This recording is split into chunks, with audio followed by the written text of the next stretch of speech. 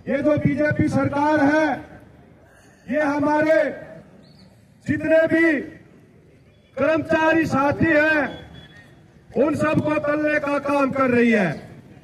यहाँ तक जो पंचायतों के अंडर में जो काम करते हैं कर्मचारी, उसमें हमारे सफाई कर्मचारी, ग्रामीण चौकीदार व ट्यूबवेल ऑपरेटर जो पंचायतों में अपनी सेवाएं दे रहे हैं।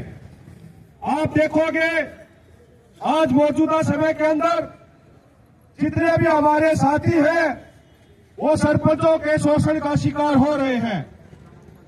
आज के टाइम पे सैकड़ों ऐसे केस हैं कि हमारे सफाई कर्मचारियों का, हमारे चौकीदारों का, ट्यूबवेल ऑपरेटरों का बिना गलती के उनका वेतन रुकवा दिया जाता है, बिना गलती के उनको नौकरी से हाथ धोना पड़ रहा है आज के टाइम पे। लेकिन इसी बीच में ये जो सरकार है, ये हमारे इन कर्मचारियों के ऊपर एक गुलामी का दूसरा एक प्रारूप तैयार करने के लिए तैयार है। अभी सरकार की 13 फरवरी को एक चिट्ठी जारी हुई है। उस चिट्ठी में ये लिखा हुआ है कि गांव का सफाई कर्मचारी, चौकीदार, ट्यूबवेल ऑपरेटर, इनकी हाजिरी लगाने का अधिकार सरपंच को होगा। इनका वेतन का अंतिम फैसला गांव की पंचायत लेगी। हम यहां बताना चाहते हैं इस सरकार को कि जितने भी हमारे कर्मचारी हैं, जब तक आपने डाटा तैयार नहीं किया, आप हमसे बात करो करा के ऐसे अनेकों केस आपके सामने दिखाएंगे। सबसे नई पंचायत आई है, हमारे कितने सफाई कर्मचारियों के एक साल के वेतन रुके हुए, एक साल के, क्योंकि जो नए सरपंच आए हैं उन्होंने उसका मात्र वोट नहीं दिया, उस वोट की रंजिश निकालने का ये काम कर रहे हैं। कितने हमारे साथी ऐसे हैं जिनको अपनी नौकरी से हाथ धोना पड़ा मात्र इस बात के लिए कि चुनाव के टाइम में उन्होंने वोट नहीं दिया उस सरपंच का जो आज मौजूदा समय में है।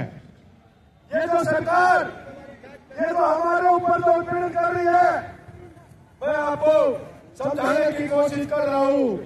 हालांकि ग्रामीण सफाई कर्मचारियों को जैसे इस बात का पता लगा, क्योंकि सफाई कर्मचारियों ने 51 दिन हड़ताल की, 10 अक्टूबर से लेकर 29 नवंबर तक।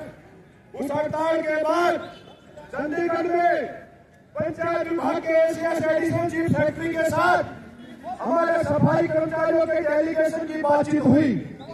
उस बातचीत के अंदर हमारा सबसे पहला मुद्दा ग्रामीण सफाई कर्मचारियों को पक्का करने का था।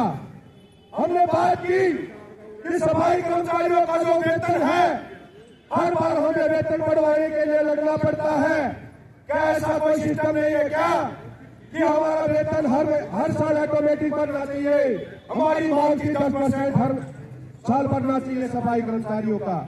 हमने मांग की सरकार के सामने कि हमारे रिटायरमेंट के टाइम पे सफाई कर्मचारी जो इतने साल से सेवाएं दे रहे, 17 साल हो चुके सफाई कर्मचारियों को, लेकिन रिटायरमेंट के टाइम पे उनकी बेइज्जती करके उनको घर बिठा दिया जाता, वो मान सम्मान सरकार की तरफ से नहीं दिया जाता।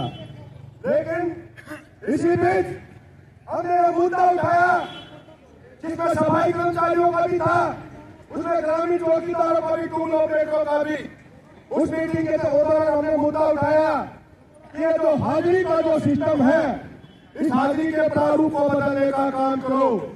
उसी दौरान पंचायत विभाग की तरफ से joint director S Anil Malik व तमाम जितने भी पंचायत विभाग के अफसर थे, उन्होंने बताया कि आगे से सफाई कर्मचारी पंचायतों के अंडर में नहीं रहेंगे, सरपंचों के अंडर में नहीं रहेंगे।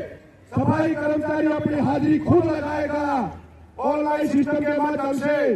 वो हम इसके लिए दोबारा आपको बुलाएंगे और ये जो ऑनलाइन सिस्टम जो आपकी होगा, उसका जो डेमो होगा, आपकी यूनियन को बुला के समझाएंगे। अगर उसके ऊपर कोई ऑब्जेक्शन होगा तो तुरंत वो आपको ऑब्जेक्शन भी टाइम पे नोट किया जाएगा। उसके बाद ही आपकी ऑनलाइन माध्यम चालू करने का काम करेंगे। ये बात है 29 नवंबर की यूनियन के पास चिट्ठी आती है कि 6 दिसंबर को आप चंडीगढ़ आइए और ये ऑनलाइन हाजिरी का डेमो समझने का काम कीजिए। यूनियन की तरफ से हमारे 6 साथी वहां गए। उस डेलीगेशन में मैं भी उसका हिस्सा था। जो मेरे सामने बातचीत हुई, सारे साथियों को बताना चाहता हूं। उन्होंने ऑनलाइन हाजिरी के नाम पे बताया कि सफाई कर्मचारी अपने फोन के माध्यम से ऑनलाइन हाजिरी लगाएगा। अकेला सफाई कर्मचारी नहीं होगा, इसमें गांव का चौकीदार भी होगा, गांव का टूल ऑपरेटर भी होगा। ये ऑनलाइन हाजिरी ये तीनों लगाएंगे।